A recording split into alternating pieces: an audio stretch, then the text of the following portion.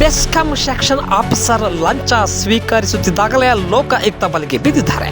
ಚಿತ್ರದುರ್ಗ ಜಿಲ್ಲೆಯ ಹೊಸದುರ್ಗ ತಾಲೂಕಿನ ಮಾಡದಕೆರೆಯಲ್ಲಿ ಈ ಘಟನೆ ನಡೆದಿದೆ. ಮಾಡದಕೆರೆ ಬೆಸ್ಕಾಂ ಕಚೇರಿಯಲ್ಲಿ ಲೋಕಾಯುಕ್ತ ದಾಳಿ ನಡೆಸಲಾಗಿದ್ದು, ಸೆಕ್ಷನ್ ಆಫೀಸರ್ ಮಧು ಲೋಕಾಯುಕ್ತ ಬಲೆಗೆ ಬಿದ್ದಿದ್ದಾರೆ. ಅವರು ಟ್ರಾನ್ಸ್ಫಾರ್ಮರ್ ಬದಲಿಸಲು ನಾಗಯ್ಯನಹಟ್ಟಿ ರಾಮಚಂದ್ರ ಅವರ ಬಳಿ ಲಂಚಕ್ಕೆ ಬೇಡಿಕೆ ಇಟ್ಟಿದ್ರಂತೆ. ಇಂದು 3,000 ರು ಲಂಚ ಸ್ವೀಕರಿಸಿದ ವೇಳೆ ಲೋಕಾಯುಕ್ತ ಪೊಲೀಸರು ದಾಳಿ ಮಾಡಿ ವಶಕ್ಕೆ ಪಡೆದಿದ್ದಾರೆ.